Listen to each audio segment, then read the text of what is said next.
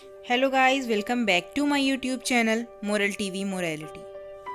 तो आज हम इस वीडियो के माध्यम से श्री कृष्ण के जीवन के ऐसे 10 से रहस्य को लेकर आपके सामने हाजिर हुए हैं, जिन्हें सुनकर और देखकर आशा करती हूँ कि आप भी भगवान श्री कृष्ण के अपार सागर में डूबना चाहेंगे और आप कुछ समय उनकी भक्ति में लगाएंगे। इस कड़ी में सबसे पहले बात करेंगे भगवान श्री कृष्ण के वंश की। को विष्णु पुराण में इस बात का वर्णन किया गया है कि तीनों लोकों के पालनहार विष्णु जी की नाभि कमल से परम पिता ब्रह्मा जी की उत्पत्ति हुई थी और सृष्टि के रचयिता ब्रह्मा के मस्तिष्क से अत्रि ऋषि उत्पन्न हुए थे। अत्रि ने भद्रा से विवाह किया। उन दोनों से सोम यानी चंद्रमा की उत्पत्ति हुई और यहीं से सोमवंश अर्थात चंद्र वंश की शुरुआत हुई। युवा अवस्था में सोम की तरफ ऋषि बृहस्पति की पत्नी तारा आकर्षित हुई। दोनों ने मिलकर ऋषि बृहस्पति की अनुपस्थिति में बुद्ध नामक बालक को जन्म दिया। भागवत के अनुसार सोमपुत्र ऋषि बुद्ध भारत खंड आए। धरती पर सूर्यवंशी राजा मनु की पुत्री ईला को बुद्ध से प्रेम हो गया। दोनों के मिलन से पुररवा नामक पुत्र का जन्म हुआ। भारत में पुररवा चक्रवर्ती सम्राट हुए। उसके बाद राजा पुररवा और स्वर्गलोक की अप्सरा उर्वशी ने मिलकर आयु को जन्म दिया। राजा आयु चौथे चंद्रवंशी सम्राट थे। राजा आयु ने राजा सर्वभानु की पुत्री प्रभा से विवाह किया। इस विवाह से 5 पुत्र हुए, जिनके नाम हैं नहुष, छत्रवर्ध, रंभ, रजी और अदेना। बाद में युवराज नहुष सिंहासन के उत्तराधिकारी बने। राजा नहुष ने व्रजा से विवाह किया। रानी व्रजा से 6 पुत्र यति, ययाति, समति, अयति, वियति और कृति और एक रुचि को जन्म दिया। बाद में राजकुमारी रुचि का विवाह चैवन ऋषि और सुकन्या के पुत्र अपन वंश से हुआ। राजा नहुष के ज्येष्ठ पुत्र यति धार्मिक प्रवृत्ति के थे। उनकी राजपाट में तनिक भी रुचि नहीं थी। उनके स्थान पर ययाति राजा हुए। महाराजा ययाति ने 2 विवाह किए। पहली पत्नी असुरों के गुरु शुक्राचार्य की पुत्री देवयानी थी और ययाति की दूसरी पत्नी का नाम शर्मिष्ठा था, जो वृषप्रभा की कन्या थी। राजा ययाति की दोनों पत्नियों से कुल 5 महाप्रतापी पुत्र पैदा हुए, जिनका वर्णन ऋग्वेद में भी मिलता है। उन्हें ऋग्वेद में 5 जन्य पुरुष कहा गया है। इसलिए यादव आधुनिक क्षत्रिय नहीं बल्कि पौराणिक और वैदिक क्षत्रिय हैं। राजा ययाति की पहली पत्नी देवयानी से यदु और तुर्वसु पैदा हुए, जबकि दूसरी पत्नी शर्मिष्ठा से द्रहयु, अनु और कुरु पैदा हुए। ययाति के इन 5 पुत्रों से 5 महत्वपूर्ण वंश की उत्पत्ति हुई। जैसे ययाति की प्रथम पत्नी के प्रथम पुत्र यदु से यादव वंश तथा इनके दूसरे पुत्र तुर्वसु से यवन वंश बना, उसी प्रकार राजा ययाति की दूसरी पत्नी शर्मिष्ठा के तीनों पुत्रों से, जैसे दहयु से भोज वंश, अनु से मलेक्ष वंश और पुर से पौरव वंश बना। यदु के सहस्त्राजित, कोष्ठा, नल और रिपु 4 पुत्र हुए, जिनमें कोष्ठा से 13 पुत्र हुए। ध्वज निवास, स्वाति, ऋषंकुर, चित्ररथ, शशिबिंदु, पृथुश्रवा, धर्म यानी पृथुतम, उष्णा, रुचक, रुक्म कवच, पराव्रत, जयामघ, विदर्भ। कालांतर में यदुवंश में ही भगवान श्री कृष्ण का जन्म हुआ। कोष्ठा के 13वें पुत्र विदर्भ ने ही विदर्भ राज की स्थापना की थी। राज विदर्भ के 3 पुत्र कृत, कौशिक और रोमपाद हुए। विदर्भ के तीसरे पुत्र रोमपाद से बभ्रू पैदा हुए और बभ्रू से कृति, कृति से कौशिक और कौशिक से राजा चेदी पैदा हुए, जिसने चेदी वंश की स्थापना की। चेदी से दमघोष पैदा हुए और दमघोष से शिशुपाल पैदा हुआ। शिशुपाल श्रुत शर्वा यानी श्री कृष्ण की बुआ के लड़के थे, जिसका वध श्री कृष्ण ने किया था। विदर्भा के सबसे बड़े पुत्र क्रंत से कुंती यानी कृति, दृष्टि, निद्रत, दर्शोह, व्योम, जिमूत, विकृति, भीमरथ, दशरथ, शकुनी, करम्भी, देवरात, देवशत, मधु, कुमार, अनु, पुरुमित्र, अंशु और भीमसतवत नाम के 15 पुत्र जन्मे। कृत के 15वें पुत्र भीमसतवत से 7 महाप्रतापी पुत्र हुए। भाजी, भजमान, दिव्य, देवरथ, वृष्णि, अंधक और महाभोज। इन 7 पुत्रों में से वृष्णि और अंधक अति महान थे। वृष्णि के देवमूढ़ और योद्धाजित नाम के 2 पुत्र हुए। देवमूढ़ की 2 रानियां मदीशा और वैशपर्णा थीं। देवमूढ़ की पहली पत्नी मदीसा से सूरसेन हुए और सूरसेन की पत्नी मारिया से 10 पुत्र और 5 पुत्रियां पैदा हुईं। इनके 10 पुत्रों में वासुदेव सबसे बड़े थे और 5 पुत्रियों में सबसे बड़ी प्रथा यानी कि कुंती थी, जबकि देवमूढ़ और वैशपर्णा से पार्जन्य का जन्म हुआ और पार्जन्य से 9 पुत्र हुए, जिनमें नंद बाबा सबसे प्रमुख थे। वहीं भीम सतवत के पुत्र अंधक के वंश में देवकी और कंस का जन्म हुआ। वासुदेव की 2 रानियां रोहिणी और देवकी थीं, जिसमें रोहिणी के गर्भ से बलराम जी का जन्म हुआ, जबकि देवकी के गर्भ से भगवान श्री कृष्ण का जन्म हुआ। उसके बाद श्री कृष्ण और रुक्मणी से प्रद्युम्न, प्रद्युम्न से अनिरुद्ध और अनिरुद्ध से वज्र पैदा हुआ। क्यों चुराते थे वस्त्र? पद्म पुराण में वर्णित कथा के अनुसार एक दिन गोपियां जब अपने वस्त्र उतारकर नदी में स्नान करने जल में उतरी, तो वहीं भगवान श्री कृष्ण एक पेड़ पर बैठकर ये सारा दृश्य देख रहे होते हैं। कुछ देर बाद जब गोपियां नहाने में मग्न हो गईं, तो श्री कृष्ण चुपके से गोपियों के वस्त्र चुराकर पेड़ पर छुप गए। उधर जब गोपियां स्नान कर नदी से बाहर निकलने को हुईं, तो वे अपने वस्त्रों को नदी के तट पर ना पाकर चिंतित हो उठीं और सभी अपने अपने वस्त्र ढूंढने लगी। उसी समय गोपियों की नजर छुपकर पेड़ पर बैठे श्री कृष्ण पर पड़ी, तो वो सभी श्री कृष्ण से बोली, कान्हा, तुम्हें हम गोपियों को इस तरह नहाते देखते हुए जरा भी लज्जा नहीं आती? तब श्री कृष्ण ने गोपियों से कहा कि मुझे लज्जा क्यों आएगी? लज्जा तो तुम सभी को आनी चाहिए जो इस तरह निर्वस्त्र होकर नहा रही हो। फिर गोपियां उनसे बोली, कान्हा, हमसे गलती हो गई, अब ये बताओ कि तुमने हम सभी के वस्त्र चुराकर कहाँ रखे हैं? तब श्री कृष्ण पहले तो चोरी की बात से इनकार करते हैं, परंतु गोपियों के बार बार अनुरोध करने पर उन्हें बताते हैं कि कन्याओं, तुम्हारे वस्त्र इसी वृक्ष पर हैं, पानी से निकलकर ले जाओ। तब गोपियां निर्वस्त्र होने के कारण जल से बाहर आने में अपनी असमर्थता जताते हुए बोली, हम सभी तो निर्वस्त्र हैं, ऐसे में हम जल से बाहर कैसे आ सकते हैं? तब श्री कृष्ण ने कहा कि जब तुम लोग नदी में स्नान करने के लिए गई थीं, तब भी तो तुम सभी निर्वस्त्र ही थीं, फिर अब नदी से बाहर आने में लज्जा क्यों आ रही है? तब गोपियां बोली कि कान्हा, जब हम सभी नदी में स्नान करने आई थीं, तो उस समय यहाँ कोई नहीं था। ये बात सुनकर श्री कृष्ण कहते हैं, तुम लोगों ने ये कैसे सोच लिया कि यहाँ उस समय कोई नहीं था? क्योंकि मैं तो हर पल हर जगह मौजूद होता हूँ, और हाँ, उस समय मेरे अलावा यहाँ आसमान में उड़ते पक्षियों और जमीन पर चलने वाले जीवों ने तुम्हें निर्वस्त्र देखा। तुम निर्वस्त्र होकर जल में गईं, तो जल में मौजूद जीवों ने तुम्हें निर्वस्त्र देखा, और तो और जल में नग्न होकर प्रवेश करने से जल रूप में मौजूद वरुण देवी ने भी तुम्हें नग्न देखा। साथ ही तुम्हारे पूर्वजों ने भी तुम्हें इस अवस्था में देखा है, क्योंकि पुराणों में बताया गया है कि स्नान करते समय हम सभी के पितर यानी हमारे पूर्वज हम सभी के आसपास होते हैं और वस्त्रों से गिरने वाले जल को ग्रहण करते हैं, जिनसे उनको तृप्ति मिलती है। निर्वस्त्र स्नान करने से पितर अतृप्त होकर नाराज होते हैं, जिनसे व्यक्ति का तेज, बल, धन और सुख नष्ट होता है। इसलिए कभी भी निर्वस्त्र होकर स्नान नहीं करना चाहिए। उसके बाद श्री कृष्ण गोपियों को वस्त्र लौटाते हुए कहते हैं कि कन्याओं, जब तक मनुष्य शरीर शर्म रूपी इस माया के बंधन में बंधा हुआ रहता है, तब तक वह मोक्ष को प्राप्त नहीं कर सकता। लेश मात्र भी मायाबद्ध रहने से मनुष्यों का बैकुंठ धाम में प्रवेश करना असंभव है, और यही समझाने के लिए मैंने तुम्हारे वस्त्र चुराए थे। दर्शकों, अब तो आप समझ ही गए होंगे कि श्री कृष्ण का यह हास परिहास गोपियों के प्रति उनके अगाध प्रेम भाव को प्रकट करता है। क्यों किया हाथी का वध? महाभारत में वर्णित कथा के अनुसार कुवलयापीड़ नामक एक हाथी था, जिसका वध भगवान श्री कृष्ण के द्वारा किया गया था।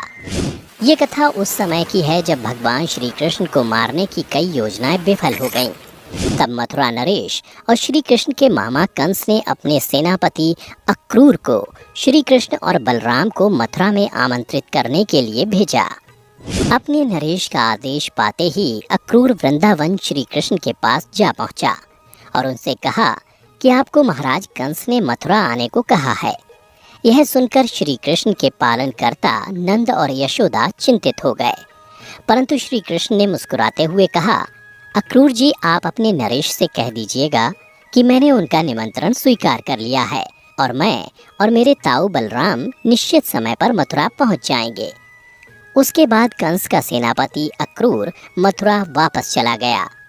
उधर यह खबर जब कंस के पास पहुंची तो उसने युद्ध कौशल में प्रवीण कुबलिया पीड़ हाथी को कृष्ण और बलराम के वध के लिए चुना। उसके कुछ दिन बाद कृष्ण और बलराम दोनों भाई मथुरा पहुंचे। मथुरा में प्रवेश करते ही रास्ते में उन्हें कुबड़ी महिला मिली, जो श्री कृष्ण के स्पर्श मात्र से ही कुबड़ रोग से मुक्त हो गई। उसके बाद एक कुष्ठ रोगी उनके स्पर्श से निरोग हो गया। यह बात मथुरा में चारों ओर आग की तरह फैल गई। मथुरावासी उन्हें किसी भगवान का अवतार समझने लगे। मथुरा में श्री कृष्ण और बलराम के ठहरने की व्यवस्था अक्रूर जी के महल में की गई थी। उसके बाद कृष्ण बलराम के मथुरा में आने के दिन से लेकर दंगल के दिन तक मथुरा में रहने वालों का अक्रूर के मकान पर तांता लगा रहा। दर्शनों के लिए लोग आते थे, घंटों गृह के प्रांगण में खड़े रहते थे। जब तक दोनों भाई गृह छज्ज पर आकर उन्हें दर्शन नहीं दे देते, वहां से कोई जाता ही ना था। उनके जाते ही नए दर्शक उससे भी अधिक संख्या में वहां एकत्रित होने लगते थे। इन दर्शकों में अनेक किंवदंतियां प्रचलित होने लगी थीं, जो सुनने में बड़ी अलौकिक होती थीं। कोई कहता था महाराज कंस की मालिन सैरंध्री का कुबड़ापन दर्शन करते ही दूर हो गया। कोई कहता मोदक कुष्ठ से मुक्त हो गया। उधर जब अक्रूर मथुराधिपति कंस को कृष्ण के आने की सूचना देने गया तो कंस ने उससे इन किंवदंतियों के विषय में पूछ लिया। अक्रूर ने किसी भी किंवदंती का खंडन नहीं किया, वह चुप रहा। इस प्रकार की अलौकिक बात सुन कंस का हृदय कांपने लगा था। वह दिन प्रतिदिन निस्तेज हो रहा था। उसके बाद वह दिन भी आया जिस दिन दंगल होना था। सुबह सुबह ही मथुरा की सारी प्रजा मलशाला के बाहर आ पहुंची। उनको यही विदित था कि दंगल में जाने की सबको ही अनुमति होगी, अतः वे सब वहां जा पहुंचे।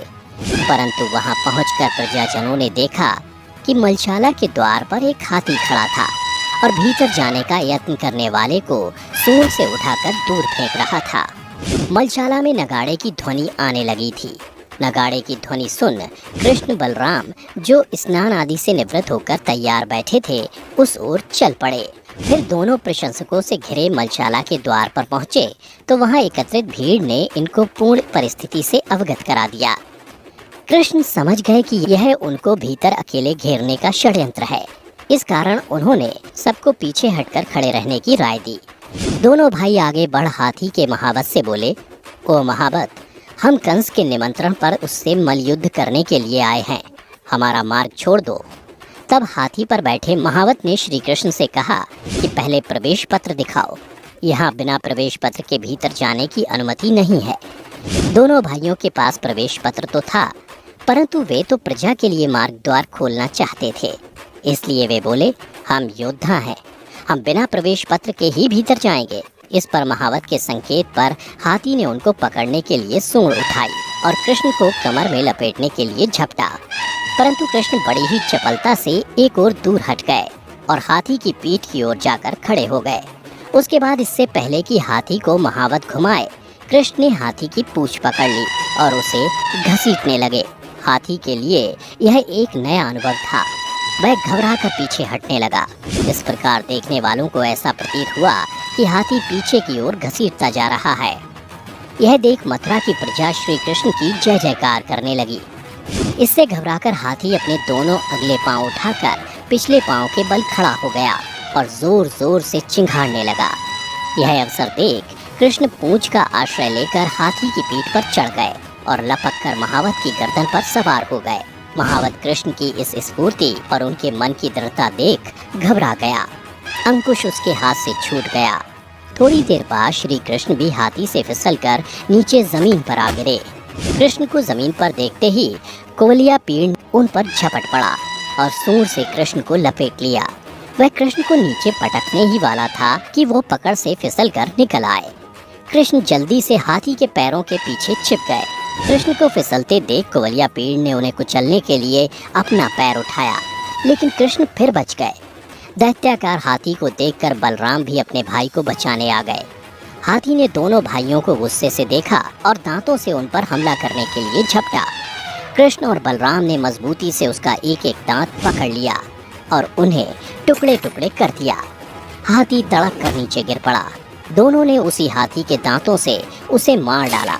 उसके बाद दोनों भाई मथुरा के साथ मलशाला में प्रवेश कर गए। उधर कंस हाथी के मारे जाने की सूचना पाकर चिंतित हो गया और सोचने लगा कि हो ना हो यही देवकी का 8वां पुत्र है और भविष्यवाणी के अनुसार यही मेरा वध करेगा। भगवान कृष्ण का बहरूपिया। आज के इस एपिसोड में हम आपको बताएंगे कि पौराणिक ग्रंथों के अनुसार द्वापर युग में श्री कृष्ण के स्वरूप का एक बहरूपिया भी हुआ करता था, जो लोगों से ये कहता कि वो ही असली वासुदेव है, जो इस धरा को सारे पापों से मुक्त करने के लिए अवतरित हुआ है। और उस बहरूपिये का नाम था पौंड्रक वासुदेव। वह करुष देश का राजा था और सबसे आश्चर्य की बात ये थी कि भगवान श्री कृष्ण की तरह ही उसके पिता का नाम भी वासुदेव ही था। पौंड्रक शक्तिशाली तो था, परंतु बड़ा ही मूर्ख था। वह भगवान श्री कृष्ण को ग्वाला कहता था। इतना ही नहीं, पौंड्रक भी भगवान श्री कृष्ण की तरह ही नकली शंख, तलवार, मोर मुकुट, कौस्तुभ मणि और पीले वस्त्र धारण करता था। विष्णु पुराण के 5म अंश के 34वें अध्याय में वर्णित कथा के अनुसार एक बार पौंड्रक ने अपने एक दूत को भगवान कृष्ण के पास एक संदेश देने के लिए द्वारका भेजा। द्वारका पहुंचने पर उस दूत को बड़े ही आदर सत्कार के साथ अतिथि गृह में ठहराया गया। फिर अगली सुबह द्वारका की राजसभा में दूत को संदेश देने के लिए उपस्थित किया गया। उसके बाद श्री कृष्ण ने सबसे पहले उस दूत से कहा कि हे दूत, पहले ये बताओ कि तुम किसका संदेश लेकर आए हो।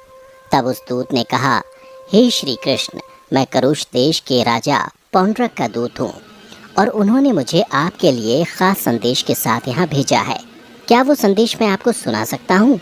फिर श्री कृष्ण की आज्ञा पाते ही पौंड्रक के दूत ने संदेश कहना शुरू किया। उसने कहा, हे श्री कृष्ण, अब मैं जो संदेश आपको सुनाने जा रहा हूँ उसका एक शब्द भी मेरा नहीं है।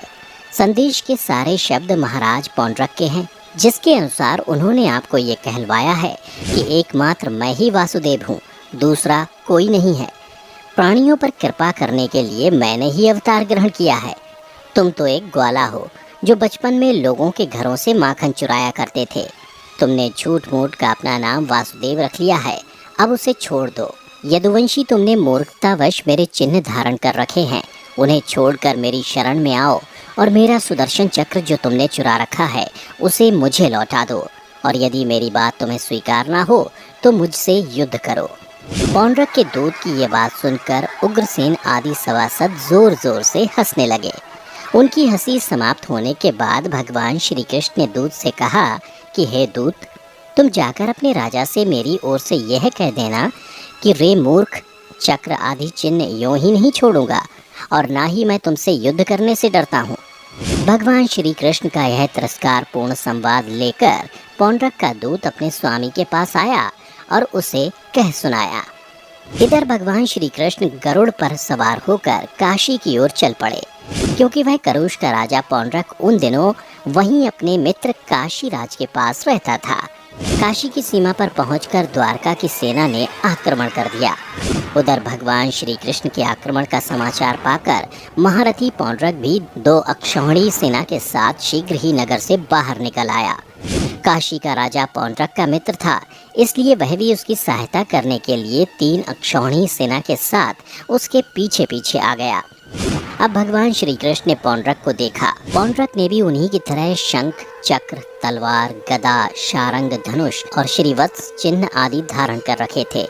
उसके भी वक्ष स्थल पर बनावटी कौस्तुभ मणि और वनमाला लटक रही थी, अर्थात उसने एक अभिनेता की भांति श्री कृष्ण का बनावटी वेश धारण कर रखा था। फिर कुछ देर बाद पौंड्रक ने द्वारका की सेना को संबोधित करते हुए कहा कि सैनिकों, जिसे तुम सभी भगवान समझते हो वह वास्तव में एक छलिया है। उसने तुम सभी को छला है।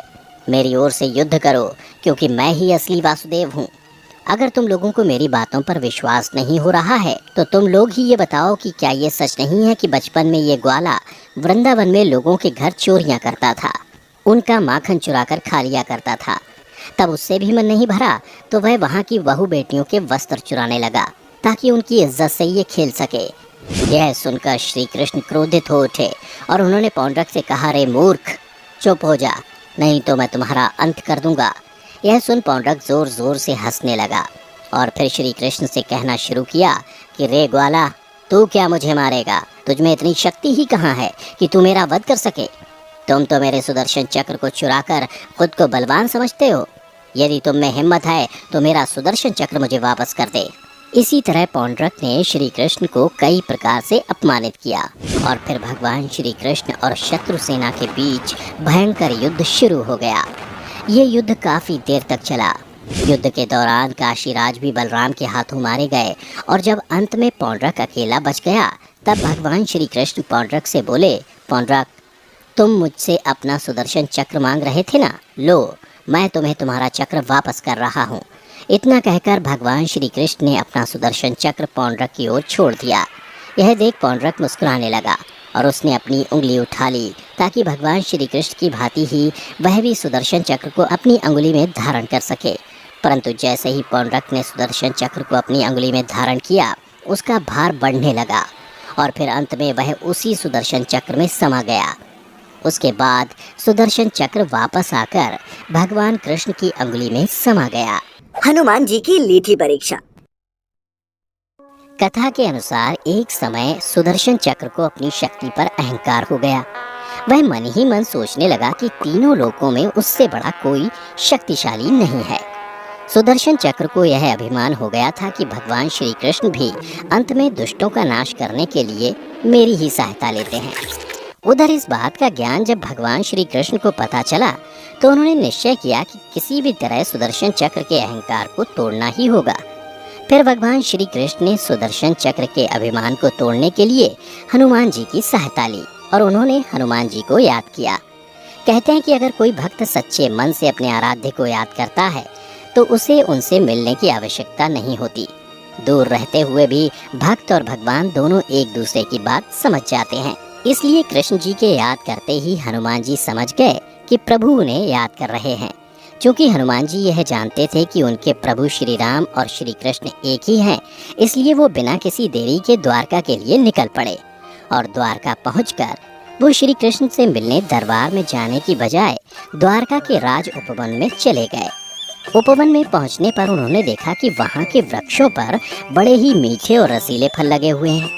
हनुमान जी को भूख लगी थी, इसलिए उन्होंने वृक्षों से फल तोड़कर खाना शुरू कर दिया और फिर जब उनका पेट भर गया तो वो वृक्षों और उस पर लगे फलों को तोड़कर फेंकने लगे।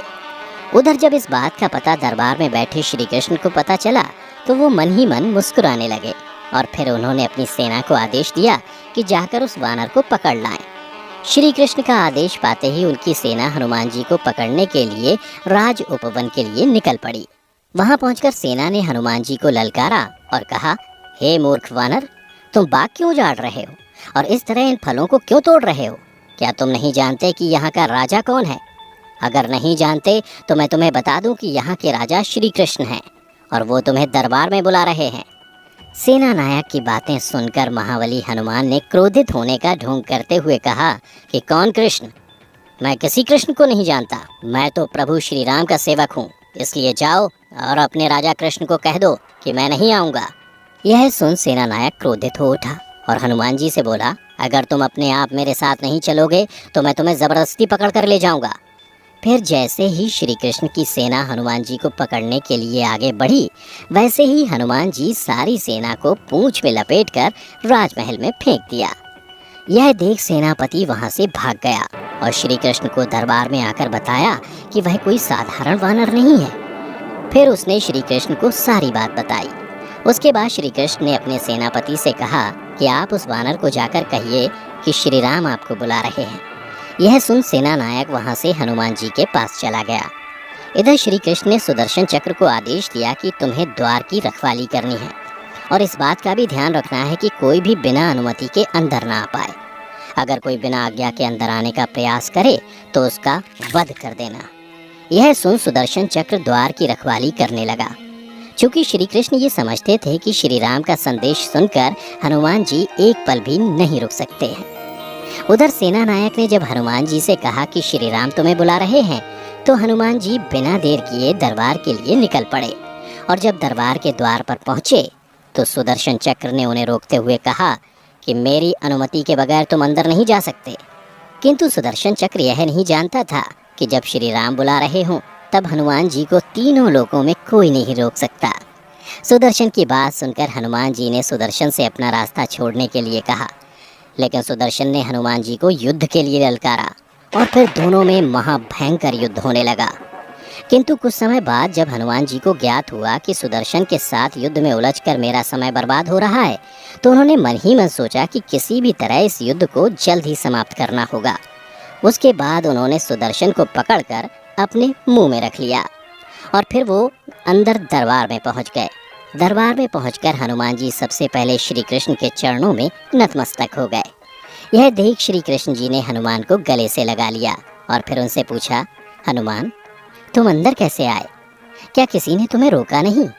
तब हनुमान जी ने कहा, भगवान सुदर्शन ने रोका था, परंतु मैंने सोचा आपके दर्शनों में ज़्यादा विलंब ना हो, इसलिए मैं उनके साथ युद्ध में नहीं उलझा और उसे मैंने अपने मुंह में दबा लिया।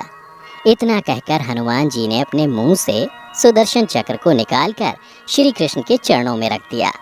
यह देख सुदर्शन चक्र का सर शर्म से झुक गया और इस तरह अब उसका घमंड भी चूर हो गया था। कैसे डूबी थी द्वारका?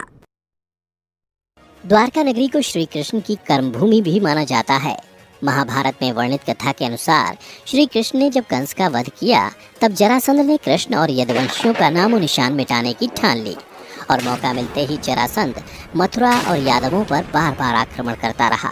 धीरे धीरे उसके अत्याचार बढ़ने लगे तो अंत में यादवों की सुरक्षा के लिए श्री कृष्ण ने मथुरा को छोड़ने का निर्णय लिया और मथुरा से निकलने के बाद भगवान श्री कृष्ण ने एक ऐसे नगर की स्थापना की जो विशाल और सुसंगत था। इस नगर का नाम था द्वारका नगरी।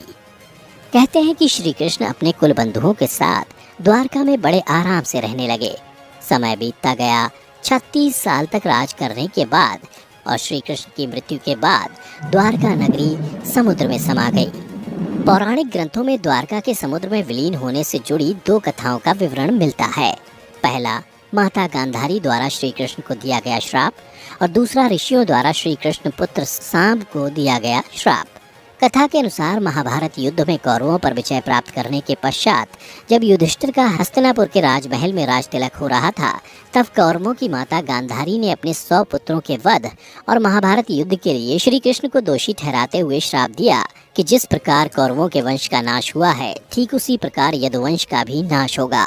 जबकि दूसरी कथा के अनुसार महाभारत युद्ध के 36 वर्ष पश्चात द्वारका में तरह तरह के अपशकुन होने लगे।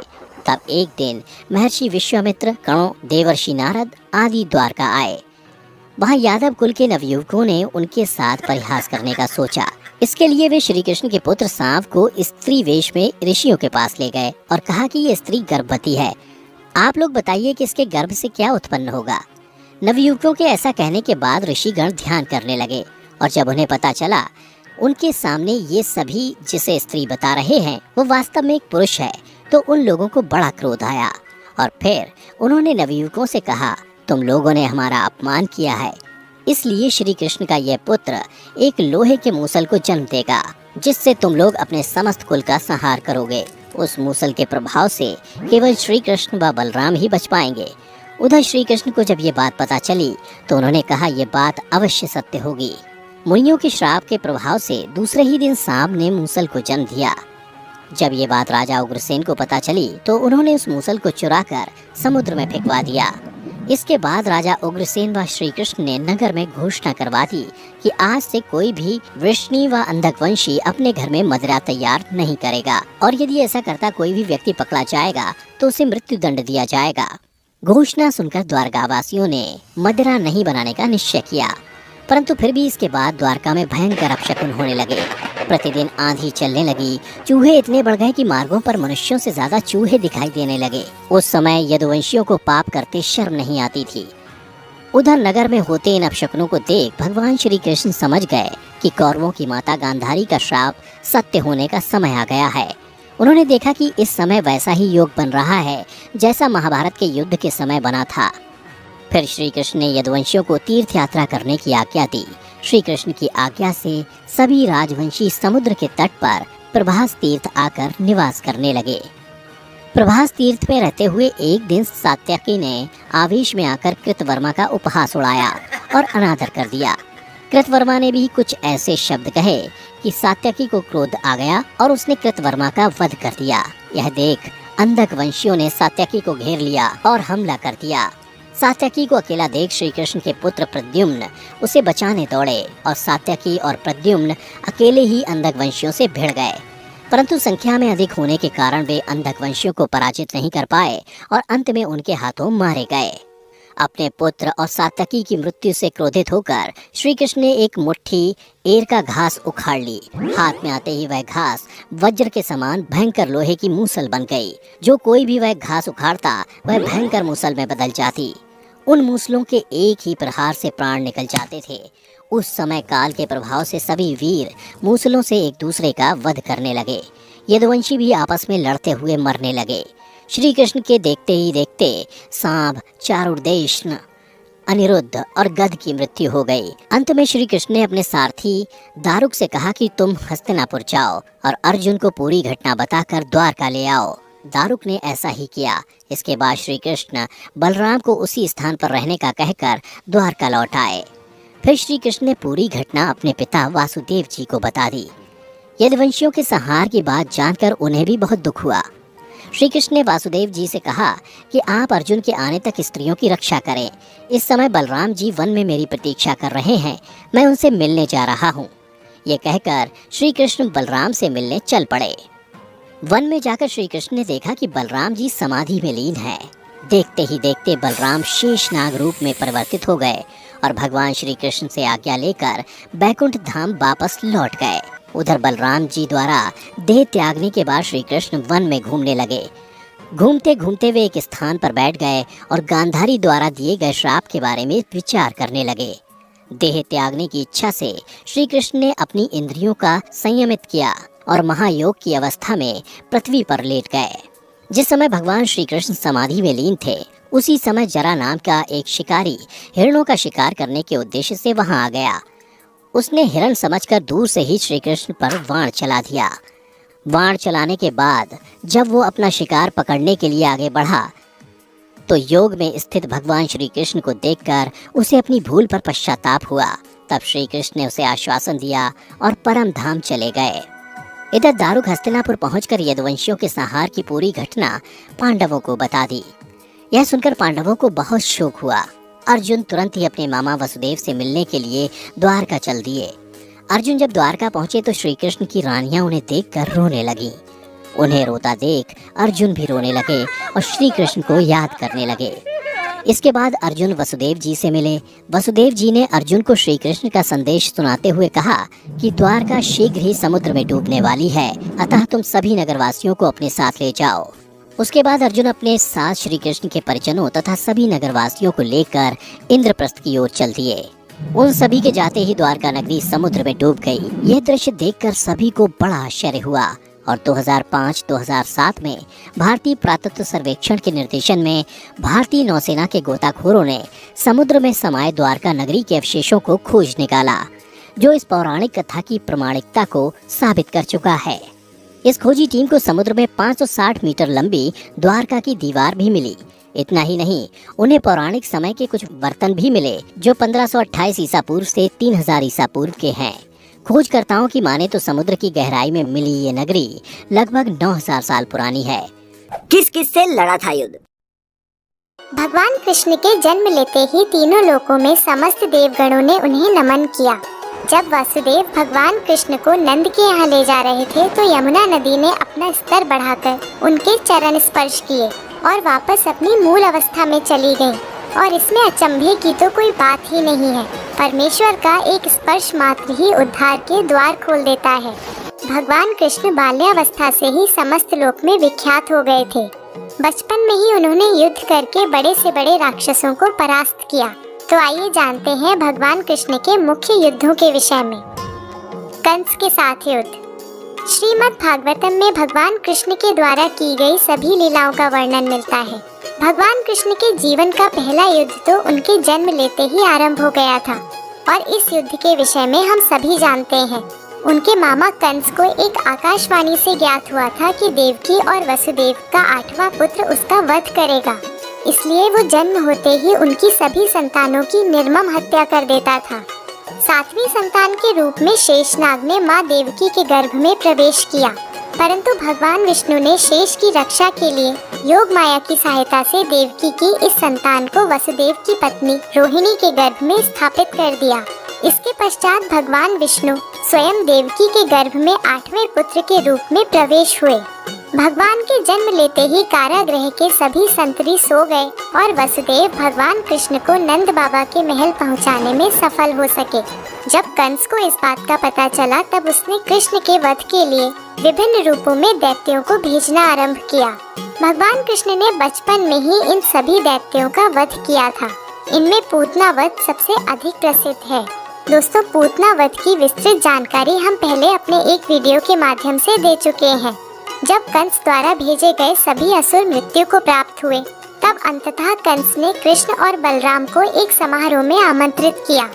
इस समारोह में कंस कृष्ण का वध करना चाहता था, परंतु जैसे ही कंस ऐसा करने के लिए आगे बढ़ा, श्री कृष्ण ने उसके बालों को पकड़कर उसकी गद्दी से उसे खींच लिया और उसका वध किया। इसके पश्चात भगवान ने अपने माता पिता को कारागृह से मुक्त किया और उनकी वंदना की। जरासंध का वध। कंस के पश्चात भगवान का युद्ध कंस के ससुर जरासंध के साथ हुआ। जरासंध के साथ पहले भी अनेक बार युद्ध हो चुका था। वो मगध का एक बहुत ही क्रूर शासक था। हरिवंश पुराण के अनुसार उसने अनेक राज्य जैसे कलिंग, विदेही, चेदी, काशी, गांधार, मद्र, कश्मीर, पांड्य आदि के राजाओं को परास्त कर इन राज्यों को अपने अधीन कर लिया था। पुराणों में उल्लेखनीय है कि जरासंध ने 18 बार मथुरा पर चढ़ाई की। जरासंध का वध करना आसान नहीं था। श्री कृष्ण की योजना के अनुसार अर्जुन, भीम और स्वयं भगवान कृष्ण ब्राह्मण का वेश धारण कर उसके पास पहुँचे और उसे कुश्ती के लिए ललकारा। जरासंध समझ गया था कि वे ब्राह्मण नहीं हैं। तब कृष्ण ने अपना वास्तविक परिचय दिया। कुछ देर विचार करके जरासंध ने भीम को कुश्ती के लिए चुना। दोनों की कुश्ती का यह युद्ध 13 दिन तक चला। कुश्ती के समय भीम ने अनेक बार जरासंध के 2 टुकड़े किए, परंतु उसका शरीर बार बार जुड़ जाता था। तब भगवान कृष्ण ने भीम को इशारा किया कि वो दोनों टुकड़ों को विपरीत दिशा में फेंके। भीम ने ऐसा ही किया। तब जाकर जरासंध मृत्यु को प्राप्त हुआ, क्योंकि विपरीत दिशा में फेंके जाने के कारण उसके शरीर के दोनों टुकड़े आपस में नहीं जुड़ पाए। काले वन से युद्ध। पुराणों के अनुसार जरासंध ने 18 बार मथुरा पर चढ़ाई की और इनमें से 17 बार वो असफल रहा। अंतिम चढ़ाई में उसने काले वन नामक एक विदेशी शासक को साथ में लिया और मथुरा नरेश को युद्ध का संदेश भेजा।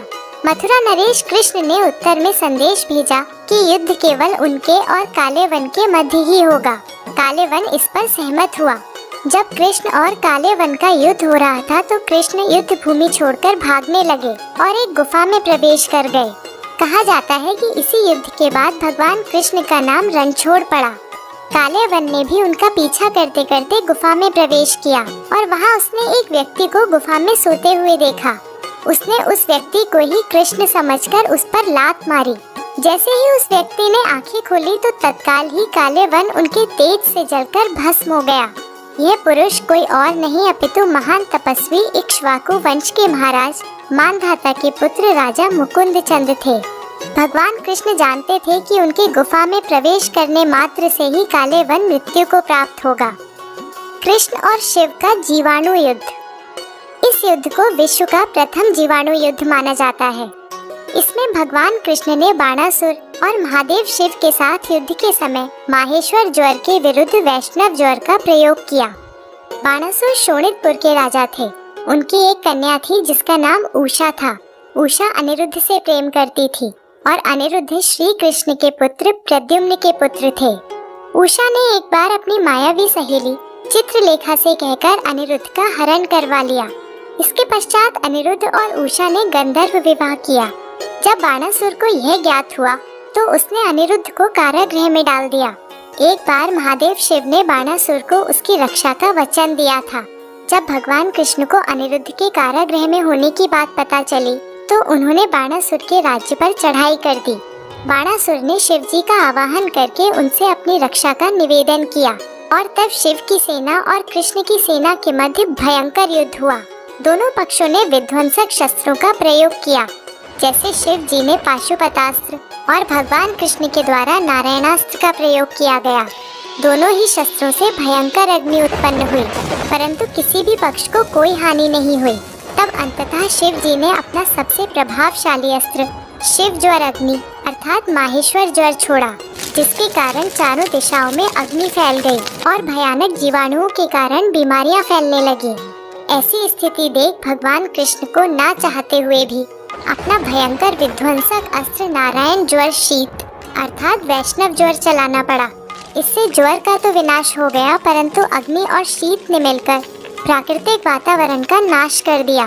तब अंत में दुर्गा देवी ने दोनों पक्षों को शांत किया और अंततः बाणासुर ने अनिरुद्ध और उषा का विधि विधान पूर्वक विवाह करवाया। इस युद्ध का उल्लेख बहुत कम मिलता है और इसके विरुद्ध अनेक कथाएं भी मिलती हैं। इस जीवाणु युद्ध की यह कथा सत्य है या नहीं, यह अभी भी एक शोध का विषय है। दर्शकों, इन युद्धों के अतिरिक्त भगवान कृष्ण ने बाल्यावस्था में ही अधासुर, बकासुर, तृणवर्ता और वत्सासुर जैसे असुरों को मार गिराया था। बचपन में ही यमुना नदी के तल पर जाकर कालिया नामक भयानक नाग से युद्ध कर उसे पराजित किया। गोवर्धन पर्वत उठाकर उन्होंने इंद्र के अहम को चकनाचूर किया था। जामवंत नामक प्रसिद्ध राजा को भी उन्होंने युद्ध में परास्त किया। अन्य शक्तिशाली असुर जैसे नरकासुर, जम्भासुर आदि का वध भी भगवान कृष्ण द्वारा किया गया। बाहुबली श्री कृष्ण ने कुवलयापीड़ नामक विशाल हाथी का केवल भुजाओं से ही वध कर दिया था। केशी नामक प्रख्यात दानव का भी उन्होंने अपनी भुजाओं से वध किया था, जिसके बाद वो केशव कहलाए। स्वयं को कृष्ण बताने वाले करूर देश के राजा पौंड्रक का वध भी भगवान कृष्ण के हाथों हुआ। उन्होंने रणभूमि में कलिंग, मगध, अंग, वंग, काशी, वत्स, पौंड्र, गर्ग और करूष जैसे अनेक देशों पर विजय प्राप्त की थी। पाताल लोक में निवास करने वाले यम को पराजित कर उन्होंने संदीपनी के पुत्र को मुक्त किया था। भगवान कृष्ण ने वरुण देव को भी युद्ध में पराजित किया। उन्होंने पांचजन्य नामक दैत्य को परास्त कर उसका वध करके दिव्य पांचजन्य शंख प्राप्त किया। खांडव वन में अग्निदेव को संतुष्ट करके भगवान कृष्ण ने आग्नेयास्त्र प्राप्त किया। अब बात करते हैं भगवान कृष्ण के अस्त्रों एवं शस्त्रों की। श्री कृष्ण की गदा का नाम कौमुदकी था। उनका दिव्य एवं शक्तिशाली शंख पांचजन्य गुलाबी रंग का था। उनके पास गरुण ध्वज और जैत्र नाम के 2 रथ थे। उनके अश्वों के नाम मेघ पुष्प, बलाहक, शैव्य और सुग्रीव थे।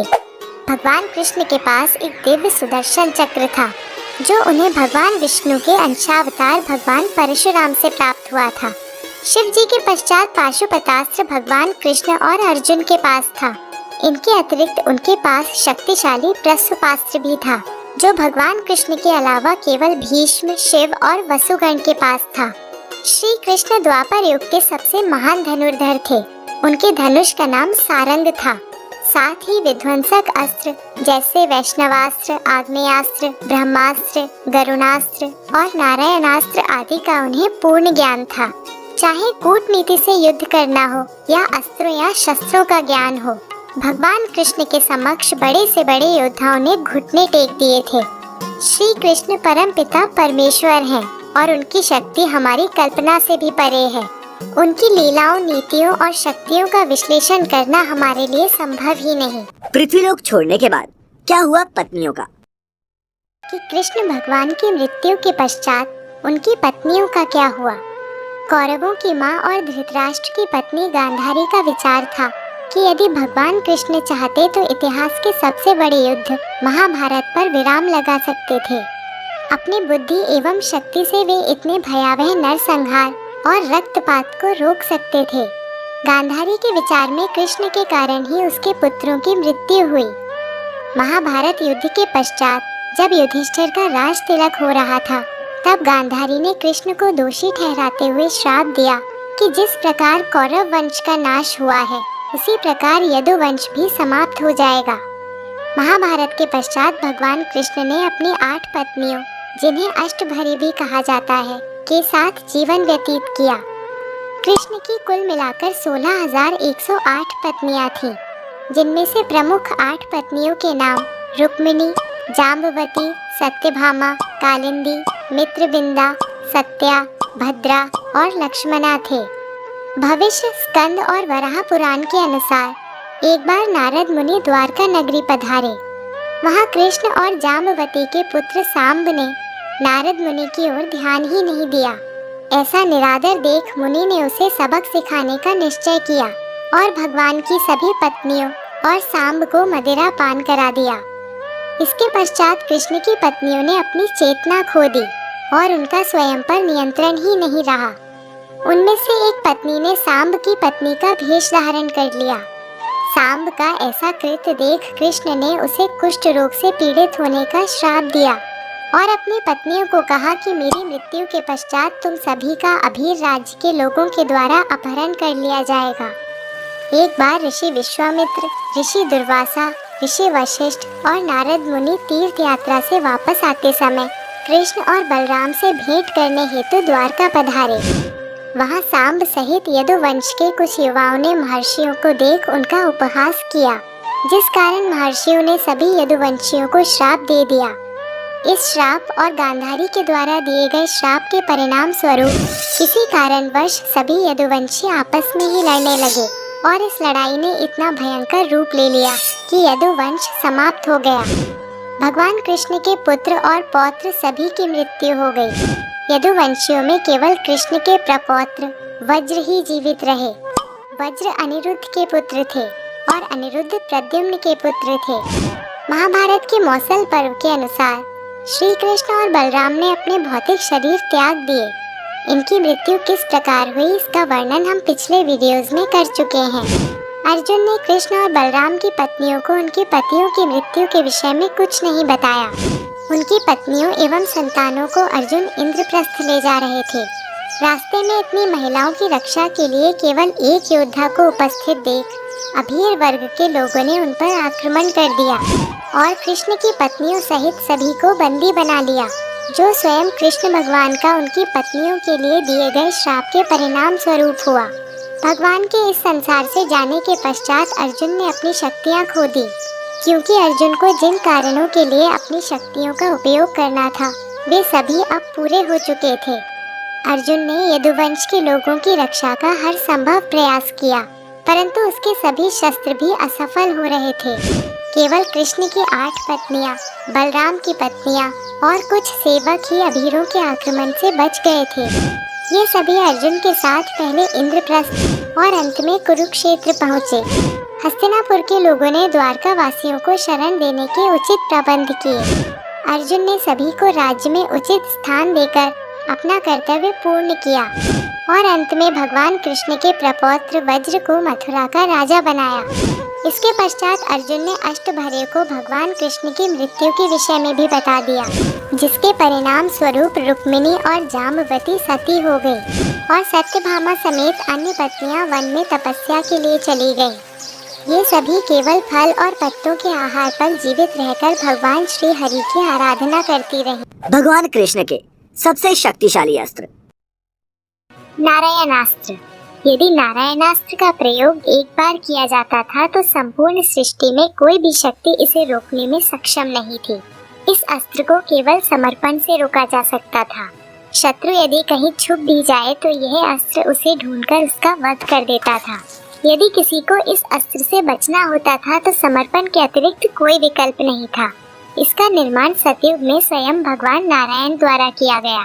महाभारत काल में इस अस्त्र का ज्ञान भगवान विष्णु के रूप भगवान कृष्ण, गुरु द्रोणाचार्य और उनके पुत्र अश्वत्थामा को था।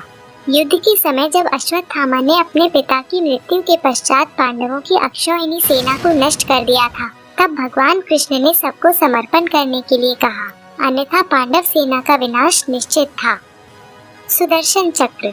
सुदर्शन चक्र 12 अरों, 2 युगों और 6 नाभियों से युक्त था।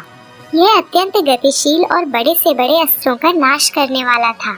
उल्लेखनीय है कि इसके अरों में देवता, सभी राशियां, अग्नि, ऋतुएं, सोम, वरुण, मित्र, इंद्र, प्रजापति, हनुमान, तप, धनवंतरी और चैत्र माह से फाल्गुन माह तक सभी 12 मास प्रतिष्ठित थे। सुदर्शन चक्र को तीव्रता से उंगली से घुमाने पर यह वायु के प्रवाह के साथ मिलकर अग्नि प्रज्वलित कर शत्रु को भस्म कर सकता था। यह दिखने में बहुत आकर्षक और तुरंत संचालित होने वाला विध्वंसक अस्त्र था। इसके ऊपर और नीचे की सतहों पर लोहे की शूल लगे हुए थे। एक कथा के अनुसार यह चक्र भगवान विष्णु को असुर श्री दामा का वध करने के लिए शिव जी से प्राप्त हुआ था।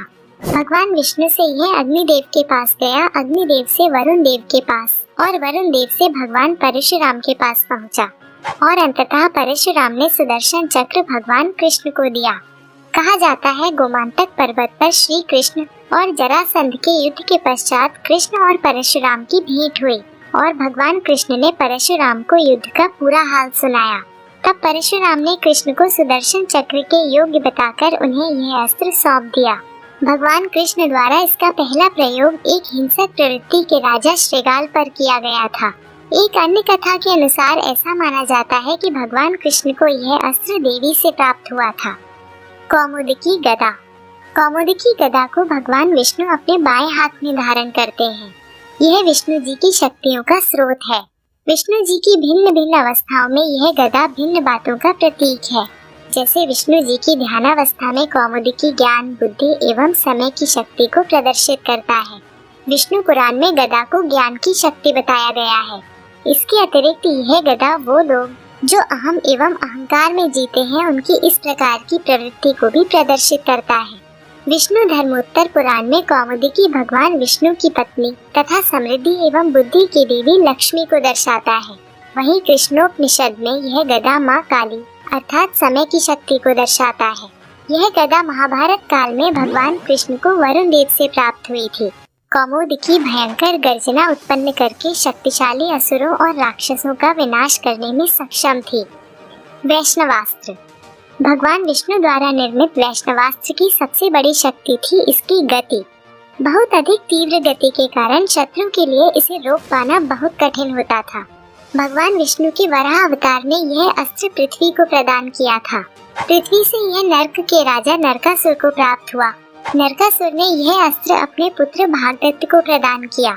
भागदत्त प्राग ज्योतिषपुर का राजा था। महाभारत के द्रोण पर्व में उल्लेखनीय है कि राजा भागदत्त और अर्जुन के मध्य चल रहे युद्ध के समय जब अर्जुन के बाणों से भागदत्त पूरी तरह घायल हो गया, तब कुपित होकर उसने वैष्णवास्त्र का प्रयोग अर्जुन पर किया। इसे कैसे रोका जाए इसका ज्ञान अर्जुन को नहीं था। तब भगवान कृष्ण ने स्वयं बीच में आकर इसे अपनी छाती पर ले लिया और यह अस्त्र उनके गले में वैजयंती माला के रूप में सुसज्जित हुआ। क्योंकि भगवान कृष्ण स्वयं इसके निर्माता थे, इसलिए यह उन्हें हानि नहीं पहुंचा सकता था। महाभारत काल में यह अस्त्र श्री कृष्ण के अतिरिक्त भगवान परशुराम, भागदत्त, महारथी कर्ण और कृष्ण पुत्र प्रद्युम्न के पास था। इस अस्त्र को संचालित करने के पश्चात यह पहले आकाश की ओर बहुत ऊंचाई तक जाता था और बिजली की गति से नीचे आकर शत्रु पर प्रहार करता था। तो मित्रों, भगवान कृष्ण की कुटिलता, ज्ञान एवं बुद्धि के साथ साथ उनके ये अस्त्र किसी भी बुराई, अधर्म या पापी का विनाश करने में सक्षम थे।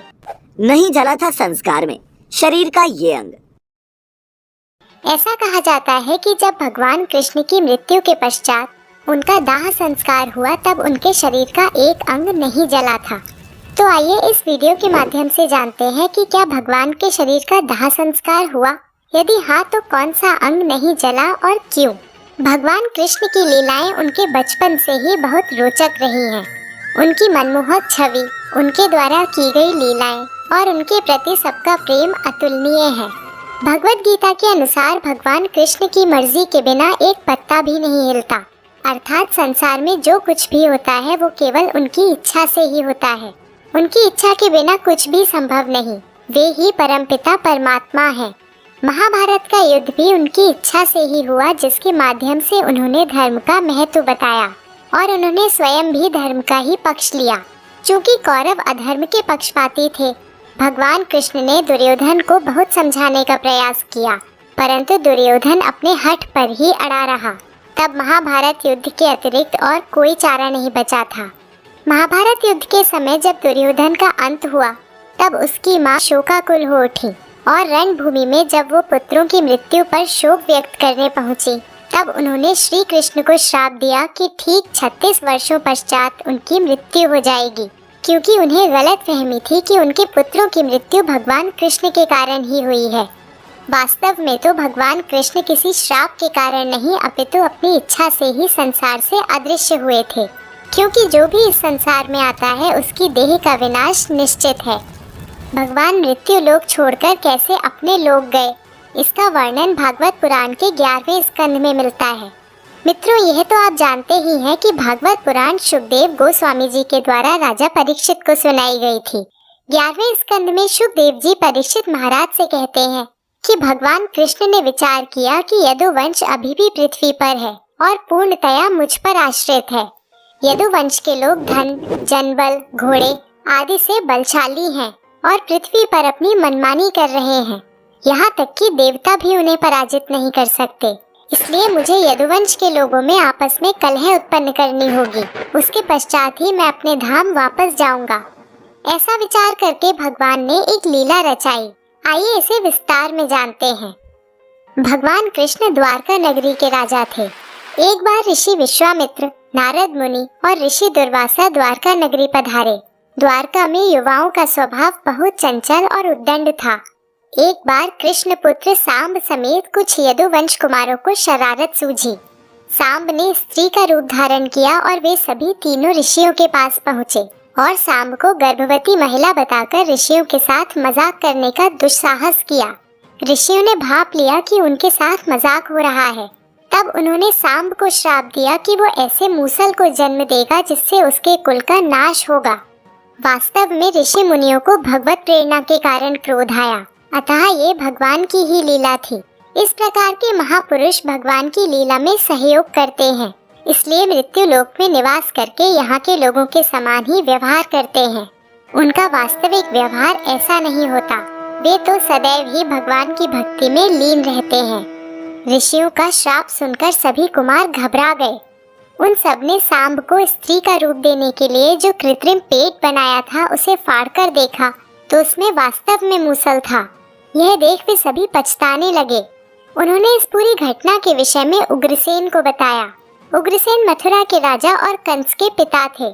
उन्होंने सभी कुमारों को उस मूसल का चूर्ण बनाकर उस चूर्ण और बचे हुए लोहे के टुकड़ों को समुद्र में फेंकने का आदेश दिया। सभी ने ऐसा ही किया।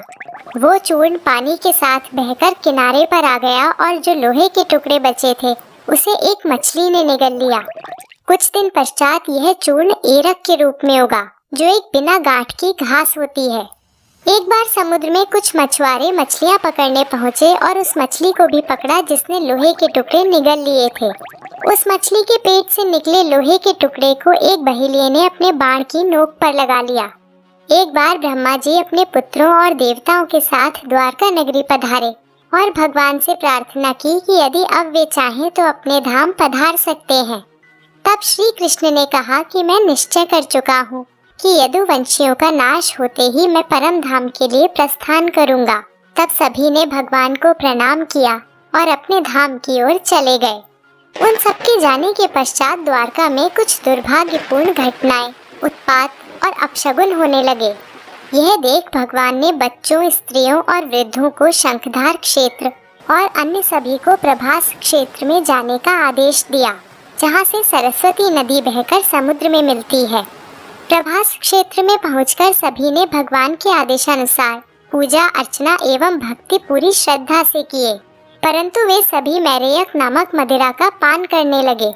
इस मद का स्वाद तो मीठा होता है, परंतु यह बुद्धि भ्रष्ट करने वाला है। इसका सेवन करते ही सभी यदुवंशियों की बुद्धि भ्रष्ट होने लगी और सभी आपस में ही झगड़ने लगे। इस लड़ाई ने इतना भयंकर रूप ले लिया कि सभी यदुवंशी मृत्यु को प्राप्त हुए। इस प्रकार भगवान कृष्ण का उद्देश्य पूर्ण हुआ। इस घटना के पश्चात बलराम जी नदी के तट पर चिंतन में लीन हो गए और ध्यान में रहकर ही भौतिक शरीर को त्याग दिया। कुछ समय पश्चात ही भगवान कृष्ण एक पीपल के पेड़ के नीचे बैठे और सभी दिशाओं से अंधकार को नष्ट कर उन्हें प्रकाशमान करने लगे। उस समय भगवान के बैठने की अवस्था कुछ ऐसी थी कि वे अपनी दाईं जांघ पर बायां चरण रखे हुए थे। उनके चरण कमलों की आभा रक्त के समान प्रतीत हो रही थी। एक बहेलिये ने भगवान के चरणों को दूर से देखा, जो उसे हिरण के मुख के समान नजर आए। यह वही बहेलिया था जिसने मछली के पेट से निकले लोहे को अपने बाण में लगा लिया था। उसने हिरण समझकर भगवान की देह को बाण से भेद दिया। इसके पश्चात भगवान अपने शरीर समेत ही भगवत धाम के लिए प्रस्थान कर गए। इस प्रकार ऋषियों द्वारा दिए गए श्राप के कारण यदुवंश का नाश हुआ और गांधारी के द्वारा दिया गया श्राप भी पूरा हुआ, क्योंकि महाभारत के पश्चात भगवान कृष्ण के 36 वर्ष इस धरती पर पूर्ण हो चुके थे। कई बार ऐसा कहा जाता है कि भगवान की देह का दाह संस्कार किया गया, परंतु वास्तव में ऐसा नहीं हुआ था। उनकी देह दिव्य थी, न कि पंच तत्वों से निर्मित। अनेक मान्यताओं के अनुसार पांडवों द्वारा उनके शरीर का अंतिम संस्कार किया गया।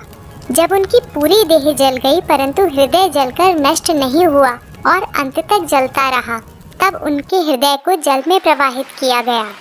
उनकी देह का यह हिस्सा राजा इंद्रियम को प्राप्त हुआ। राजा इंद्रियम भगवान जगन्नाथ के भक्त थे। उन्होंने भगवान कृष्ण का हृदय भगवान जगन्नाथ की प्रतिमा में स्थापित कर दिया। मित्रों, उम्मीद करती हूँ कि आपको आज की ये जानकारी ज़रूर पसंद आई होगी। अगर पसंद आई हो तो इसे ज़्यादा से ज़्यादा लाइक और शेयर करें, और साथ ही अगर आप हमारे चैनल पर नए हैं तो इसे अभी सब्सक्राइब कर लें। आज की इस वीडियो में बस इतना ही। अंत तक वीडियो देखने के लिए धन्यवाद।